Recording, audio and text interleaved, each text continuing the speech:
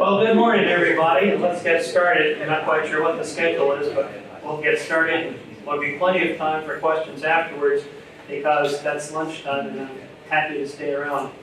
Now, oh, come on, how come this thing's decided not to work? Okay, so I've got a background, and I will point out that Sean has more background than all the rest of us put together, so we won't worry about that. So here's the presentation overview. We're going to start off with this great question. What do we all know about base to final accidents? Then we'll talk about two accident mechanisms, and that accident mechanism refers to the flight path and the control inputs that lead to the accident. Then we'll discover that there's the same causality for those two kinds, and then there's a trivially simple way to avoid both kinds of accidents. Okay, so here's what we all read on base to final accidents, and this is an opportunity for unison audience participation. Base to final accidents always happen when the pilot uses too much rudder in the turn, pulls on the wheel and exceeds the critical, resulting in a stall. The solution is an angle of attack indicator. Okay, so that's what we all read. Plenty of seats up in the front. And I know the schedule's all confused, so don't be embarrassed. So the question is really, is that all there is? And as you might guess, the answer is no. So the first accident mechanism we're going to talk about is stall spin. And you're all CFIs, you've all done stall spins. And of course, a complete discussion could take days or more. But the elements of a spin, you all know this. One wing is more stalled than the other, and that's a necessary condition. And the airplane rotates, and that can be either from a rudder input or from one wing having more induced drag to induce the rotation. And the flight path will eventually evolve towards straight down. And there are two kinds of spins from turns. Come on, you have a seat. And one is a spin from a skidding turn, and that's what you read about all the time. The other is a spin from a slipping turn. And how many of you have heard the term spin out the bottom and spin over the top? Some of you? Most of you? Okay. I haven't seen that term in years, but that's what I learned back when. So these are some videos from AOPA used with permission. And the skidding turn is the one that's usually discussed. Too much rudder to tighten the turn. This is a spin out the bottom, meaning that when you're in a bank, the spin goes towards the low wing. A slipping turn typically happens when you have too much bank, the nose starts to drop, you pick the nose up with the rudder, you're then in the slip and you're not turning, so you add some back pressure, the plane slows down, you add some power, and you get a really nice snap roll, if I'm not abusing the term. And that's a spin over the top because the spin goes towards the high wing. So let's look at what these look like. So here is from a skidding turn, and the audio is not working, but you can read the text there. And the extra really goes, I don't think any of the planes we fly will roll that much around in a spin entry. That's, no, pretty dramatic, especially if your student has never seen it before. Then here's a spin over the top. So we've got the, excuse me, I think I said that wrong. Okay, so here's the slipping turn, or the spin over the top. And that's Richard McSpadden in the back who's flying the plane and giving the narration. Now it's getting tighter, it's getting tighter. Get a little bit of top rudder and spin over the top. Of course, the planes we fly aren't going to do the full roll quite as nicely as the extra. Okay, come on, we don't want to see that again. Okay, now here's a question. Why do pilots spin out of turns only at low altitude? The aerodynamics are the same down low as they are up high. Training's the same, the atmospherics are the same. Or are we suddenly in that squishy, soft realm of psychology that we heard about in a couple of talks yesterday? Or is it the case that pilots spin at altitude and we just never hear about it? I don't think so. So here's a key question that we want to keep in mind. Why does it happen only at low altitude? So here's the turn that got me started on all this. You see the logo on the right for the expanded envelope exercises. The idea there was to expand pilots' comfort zones, and I'll be talking about that at 4:30 today. But one of the exercises was alternating 60-degree banked turns left and right, 90-degree turns at traffic pattern speeds with full aileron deflection. And this is the first turn that this subject pilot did. And if you look at the first column, the angle of attack, you can see that the angle of attack never got very high. So this was definitely not a stall spin. And the green line is the sort of pale green line on the projector. Is where I took controls. You can see we started at 66 knots, so this is a traffic pattern speed. And this was in my RV9A that I have a lot of time in, and I've done a lot of these kinds of exercises in.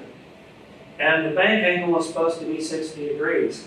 And you can see that we got a bit past 60 degrees before I took over.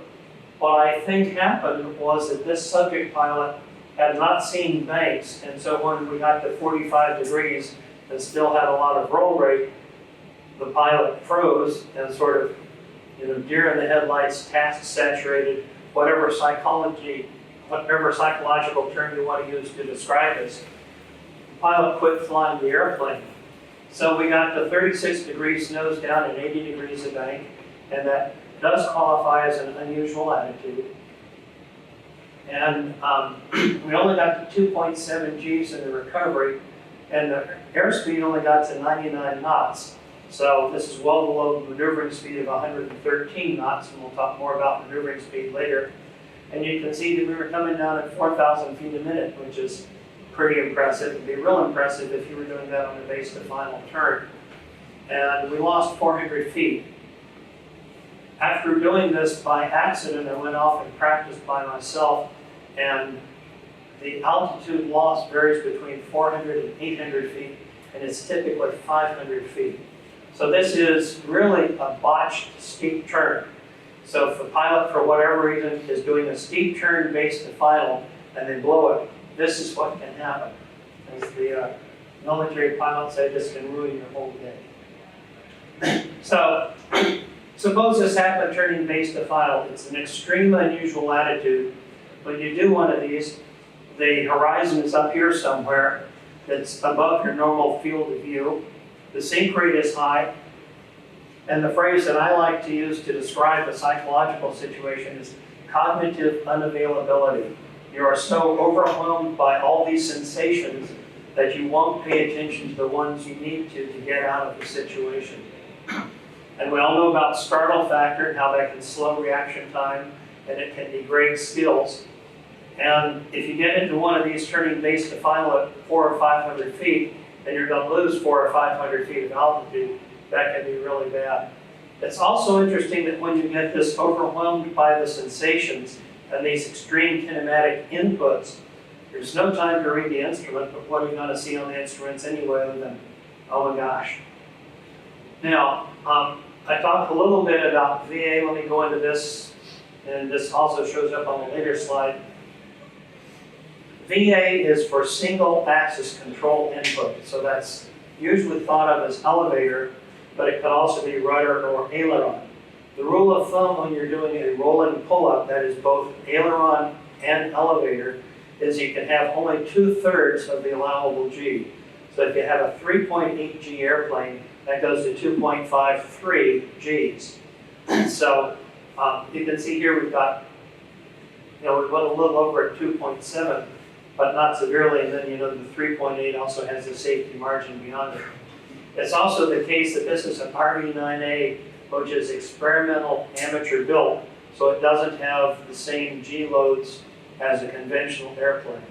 So this was certainly not an intentional event, but it was eye-opening, and it started a whole bunch of interesting inquiries. So let's see what one of these looks like. So what I did was I got up to altitude, and I rolled into one of these, and then I recovered immediately. There is no delay due to startle factor, no degradation of skills. I went into it and I came out immediately. So this is an unrealistic recovery. So here we are, we roll over and, oh my gosh, look at that. That's unusual attitude, let's recover. And this was very benign, very middle of the envelope because we started slow. Low G, we got to 60 degrees of bank, 30 degrees nose down. But this is what it looks like. And we'll see some more of these coming up later on. Now, this is a botched steep turn, but if we think about it, this is actually a low-speed spiral. We all know about spirals that are IFR into VMC. So this is a steep descending turn, and it requires an immediate recovery. There's no time for the book recovery, which is VFR into IMC, pull the power back, level the wing, pull it up. There's no time for that. All you've got to do here, all you have time to do is honk back and get the plane flying and avoid ground contact. So this is a different recovery. And I've posted something on airfaxjournal.com on simultaneous pitch and roll recoveries, doing that with the autopilot to see what those look like in various combinations, so you can look that up. Now, I used to teach this as low-speed spiral, but that's another piece of terminology, and yes, it's accurate, but it's one obstacle to learning. So I'm going to not use that term extensively. I'm going to talk about botched steep turns because we all know what that is. If I say low-speed spiral, people will well, I can kind of figure out what that means. So, well, for this talk, I'll use the terms interchangeably, but out in the real world, we'll only talk about botched steep turns. So what is a low-speed spiral? What I've been saying, botched steep turn, low angle of attack, and I'll show you some videos later on that will show low angle of attack, not stalled. And this is probably ball-centered, although when I'm doing these, no surprise, I'm not watching the skid ball. You just have to trust it. Beautifully coordinated, of course. And these can lose as much altitude as a spin. And they can be just as irrecoverable as a low-altitude spin.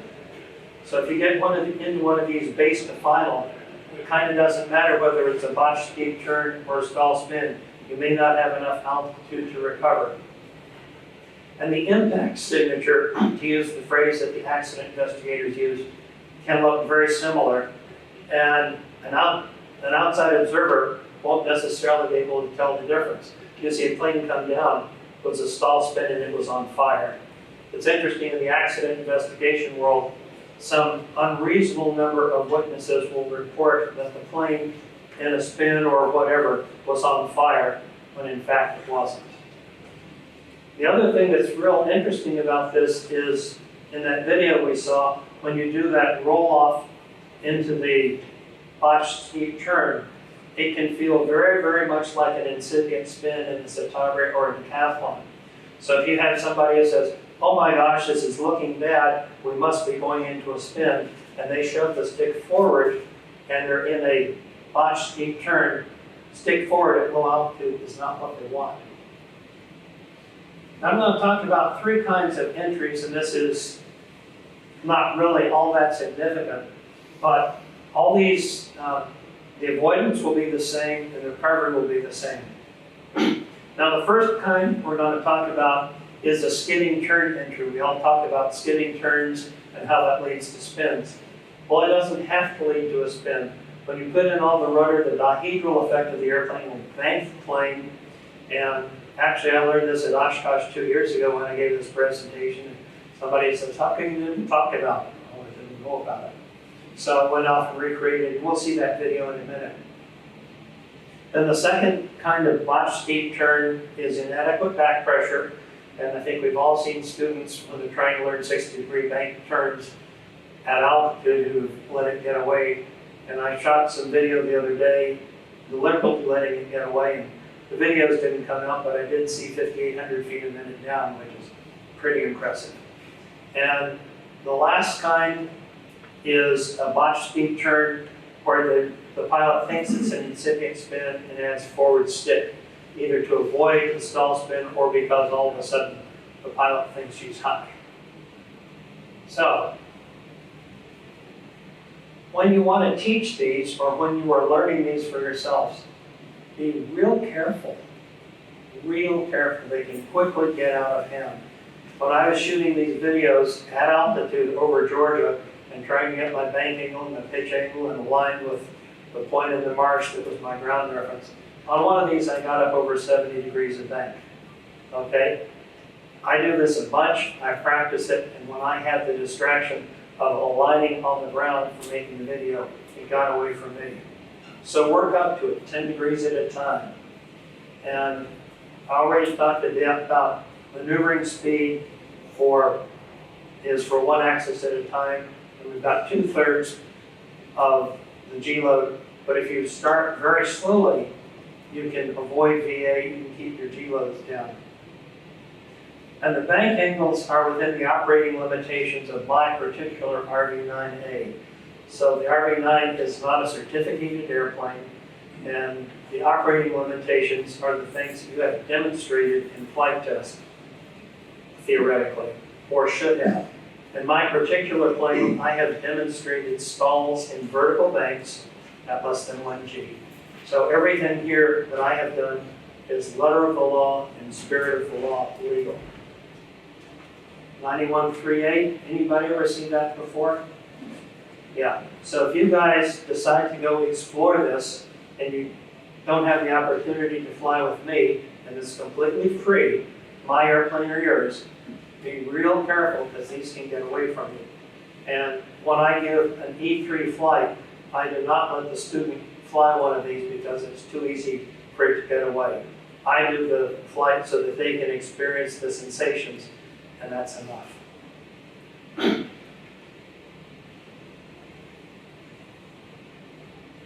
Here we are. Okay, so here is a skidding turn. Oh, come on, we only got half the material.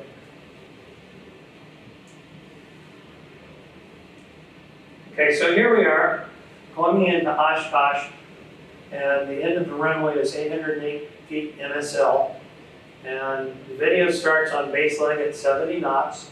We have aggressive rudder input, and the RV9A only showed about a half ball at the skid, even though I was stomping on the rudder. And the nose dropped, and again, VA is 113, so we're going to be well below that. We entered at 501 AGL. We recovered at 108, and remember, this is an unrealistic immediate recovery. We got about 2,500 feet a minute down, only got up to 96 knots, so we had lots of cushion for VA. 20 degrees nose down, 53.5 degrees of bank. We only got to 1.4 Gs. And when we look at the video, what you can see, maximum angle of attack is 0.563. So normal approach at 1.3 VSO is 0.6. So this is very low angle of attack. So what we are seeing is a low angle of attack, ball-centered, loss of control event. I know that sounds a little oxymoronic, but that's what it is. Everybody with me on that? I see a lot of heads that are sort of building. Okay, so let's see what this looks like. So this is with too much rudder. And up in the upper left, you can see angle of attack in G. Okay, so we're flying along, 500 feet AGL, and now we're working the checklist. Oh, we overshot the runway, let's bank. Okay, there's 20 degrees. Oh, this is looking at 20 degrees nose down. This is looking a little scary. Let's pull out. Okay, we pulled out successfully 100 feet AGL. That look interesting to anybody? Yeah. Okay, so let's go look at the next case. And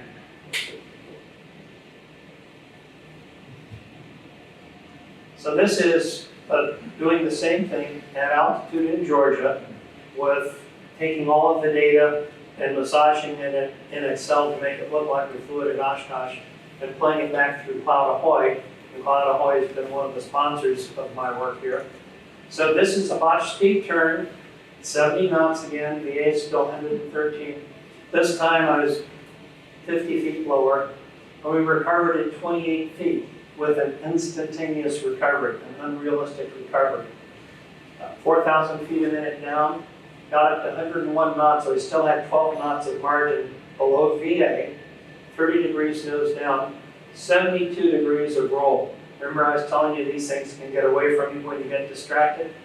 Here's the example. Max G load 1.4, that's pretty benign. Max angle of attack is less than 0.6. So again, nothing all that extreme. So here's what this one looks like. So we're flying along, fat, dumb, and happy, looking at the checklist and telling the kids to shut up and making sure they've got a radio call and, oh my gosh, we overshot the runway. Yeah, 30 degrees nose down, oh my gosh, 70 degrees, okay, pull up. Oh, okay, there's the runway. Yeah, okay, we made it. With the unrealistic recovery, we recovered just barely above the runway. Let's get your attention yet? And these are not stall spins.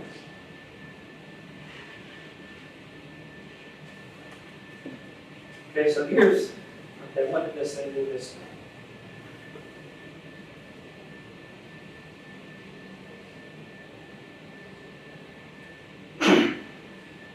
Well, I don't know what happened to everything here. Oh, decided to act differently this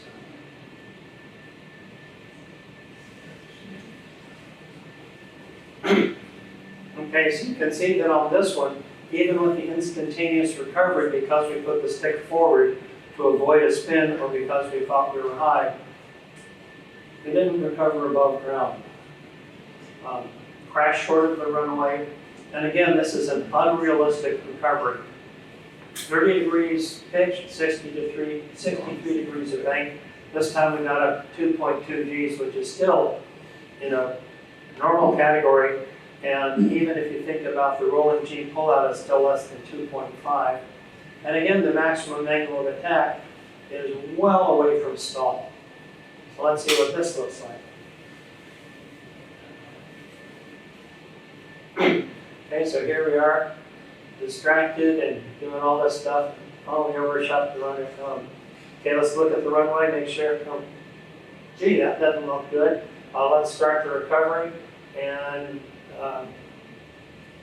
oops, half mile short of the runway. And these are not stall spins. Now, the question is, am I making up these botched steep turns, or what does the data show? For the EAA contest a half dozen years ago, I looked at 551 RV series accidents, NTSB reports, and the 24 on the left are the loss of controls. And if you read real carefully in the NTSB reports and go into the dockets and get the supporting information, 7 of them were definitely low-speed spirals, that is, botched steep turns. 4 of them were very definitely stall spins, and 13 you couldn't tell. So this doesn't say that the botched steep turns are more common than stall spin. There's not enough data to support that conclusion. But what it does say is they're both significant. So if you only talk about stall spin and you don't talk about the botched steep turn, you're not addressing the whole problem. With me there?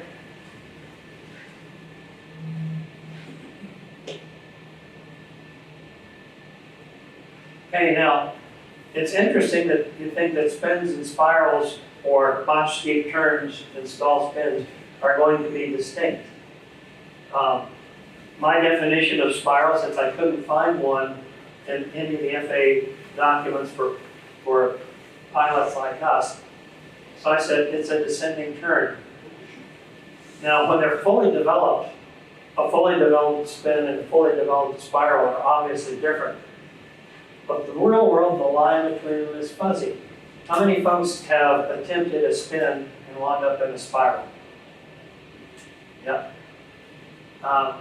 In some airplanes, you go into a spin and after a while it'll come out on its own and you'll be in a spiral.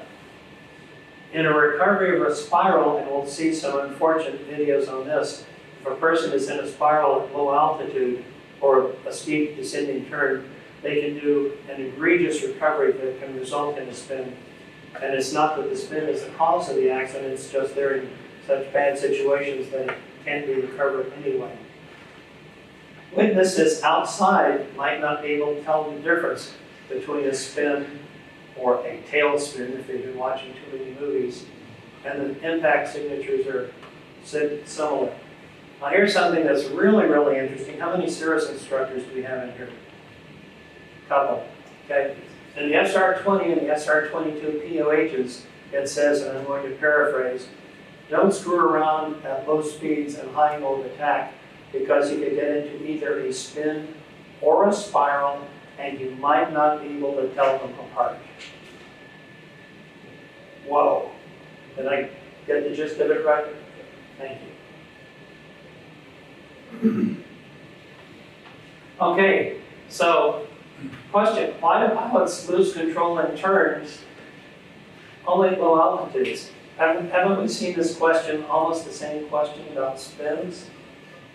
So why is this a low altitude phenomenon and it doesn't happen in altitude? Aerodynamics are the same, training is the same, atmospherics, or is it that psychology soft stuff like Gagne, that Harvey Madison talked about in his talk, or all the things that we talked about this morning? Or do pilots lose control in turns and altitude? We just don't hear about it. Yeah. So let's have a block diagram for those who like block diagrams. Here's kind of what we're seeing. We have an overshoot or an impending runway overshoot. Then we got excessive bank angle. If they put in too much backstick with uncoordinated rudder, we can get a stall. Or if they don't put in enough backstick, you can get a botched turn, low-speed spiral. So this is what we're talking about. You can see that the first two boxes are the same.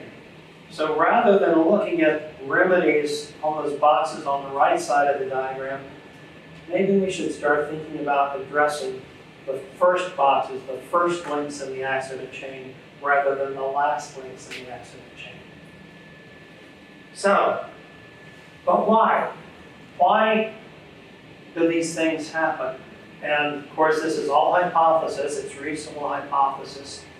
So what's the possible root cause for both steep turns and stall spins? They're different pilot miscontrol, but what's the same root cause?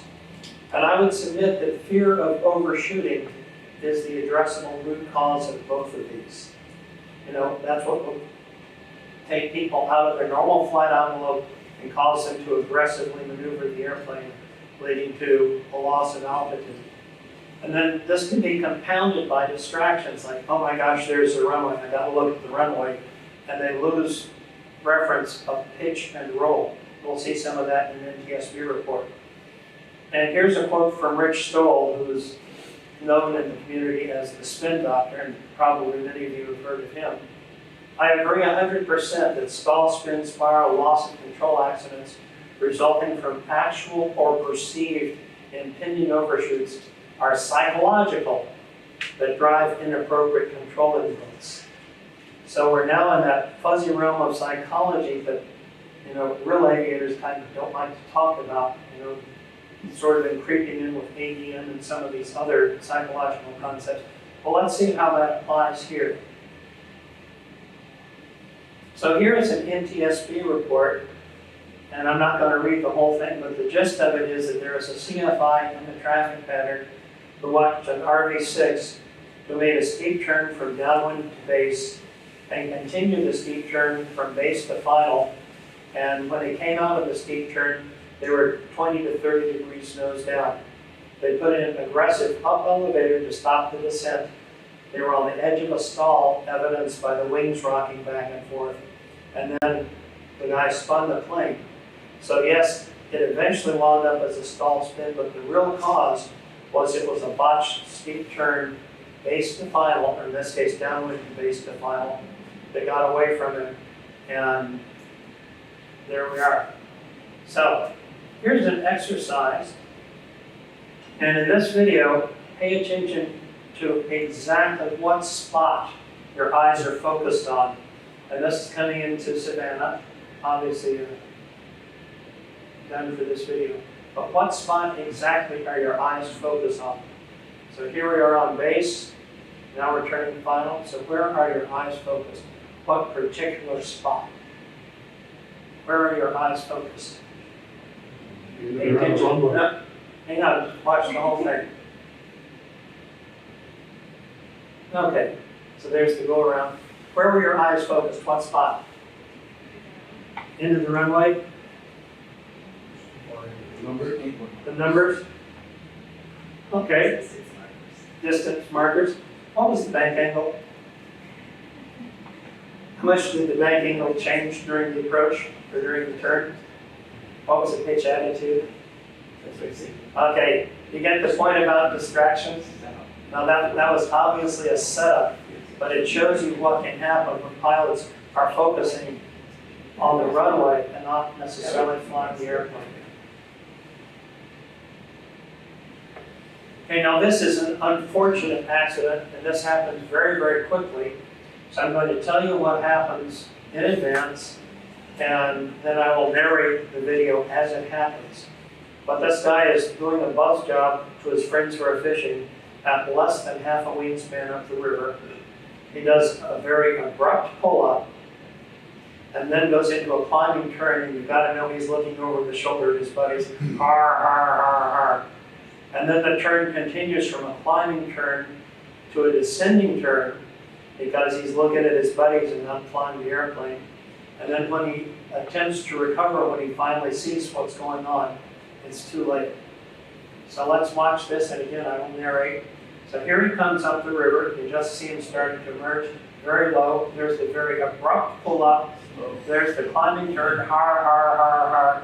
Now the turn starts to descend. He's looking at his buddies, and it's sort of like, oh my gosh, I got to recover from this. Okay, so now we've seen distractions in an accident scenario. We've seen a narrative, and we've even had our own little video on distractions. Now here's a Learjet fatal accident. This is, and I think that this distraction also applies to circle to land exercises. And this is the NTSB finding number 8. The pilot commands focus on the visual maneuver of aligning the airplane distracted him from multiple indications of an aerodynamic stall. Okay? So we're talking about distractions. And the question is, and I couldn't find the answer on this in the NTSB narrative, was the pilot trying to avoid an overshoot? Now, this is trying to be a little bit less grim. So we CFIs think that we teach nice, constant radius turns to final, everything just perfect. That's what we all teach, right? And what do pilots actually remember? If they overshoot, the monster's going to get them, right? We see people doing all kinds of things in accidents to avoid the monster. And avoiding the monster can be deadly. So what we need to do is we need to teach how to kill the monster. So rather than worrying about turns that they can do at altitude or avoiding stalls and turns, stall spins and turns, we're going to kill the monster. We're going to demonstrate that runway overshoots are not that big a deal. I'll show you a video on this in a minute. And this leads to another interesting digression, which Jolie mentioned, talking about tactical decision making as opposed to strategic ADM. This whole world to be explored there.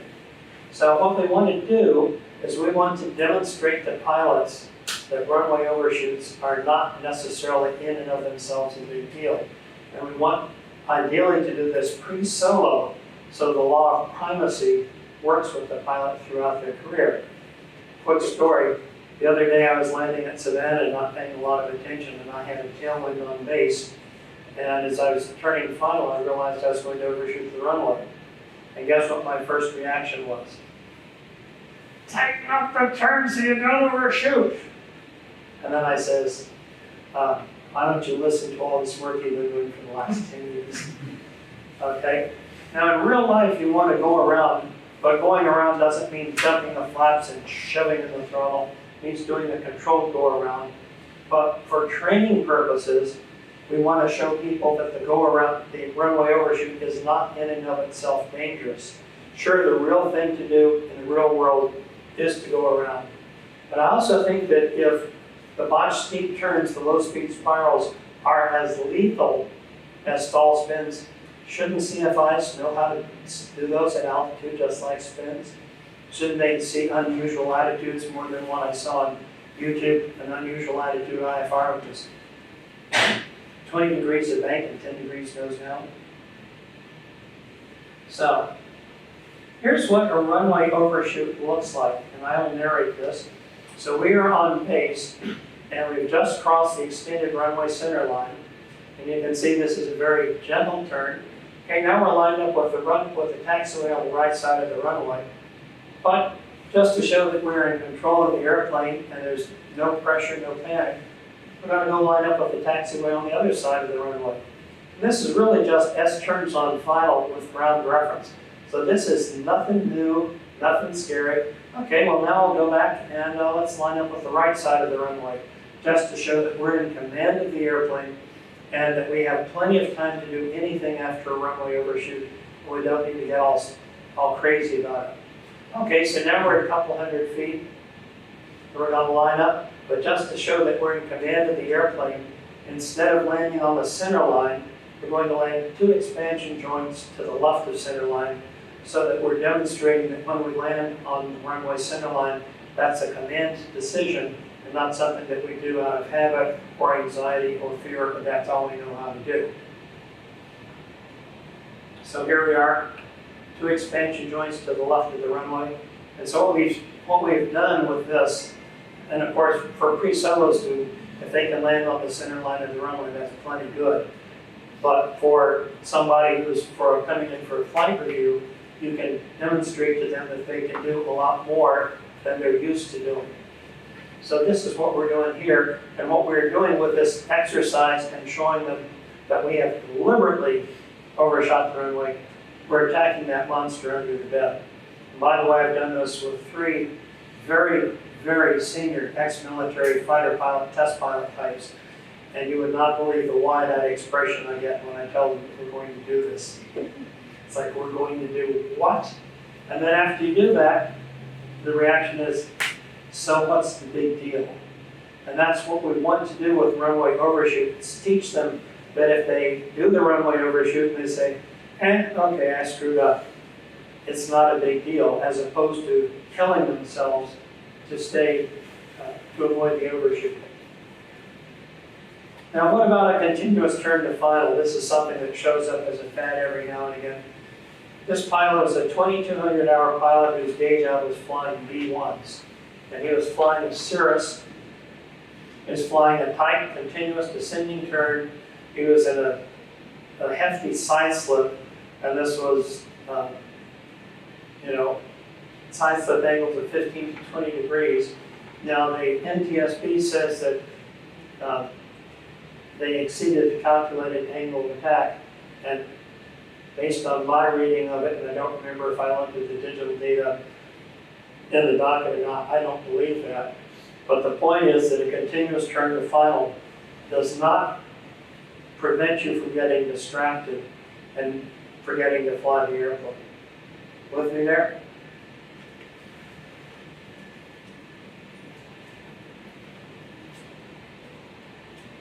So, takeaways. Botched steep turns are as significant as spins. And CFIs really should know about these just the way they know about spins. And for the accident investigation community, the NTSB and the FAA people who do these things, they should know what a botched steep turn is and not just say that everything is a steep turn, is a stall spin. And demonstrate these. Demonstrate these to your pre-solo students. Do these in flight reviews. And, the altitude, a delayed turn to final is no more dangerous than a turn to final. Same bank angles, same altitude, same everything. And then the last thing is, I need y'all to take over this work because, as the speaker says this morning, my use-by date is coming up. Questions?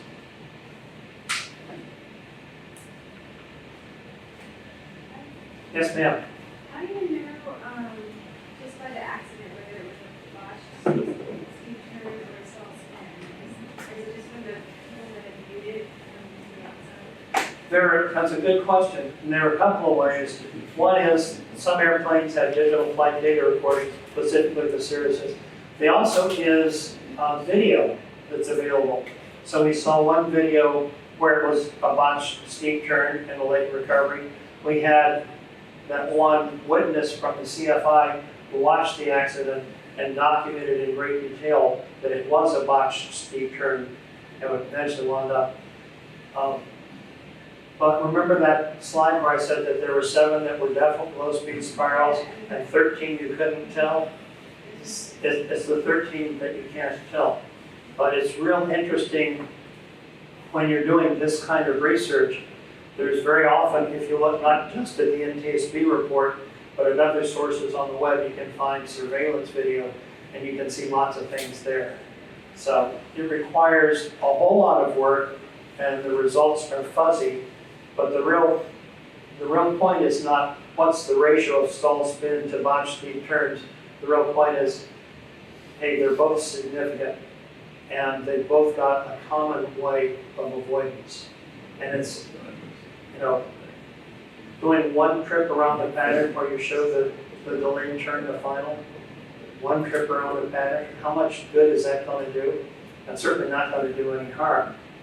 Now, somebody always asks, I'm surprised I haven't been asked yet here, what about parallel runways? That's another topic.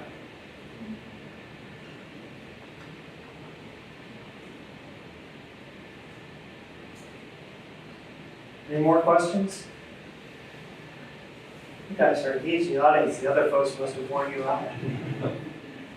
Well, I guess it's lunchtime.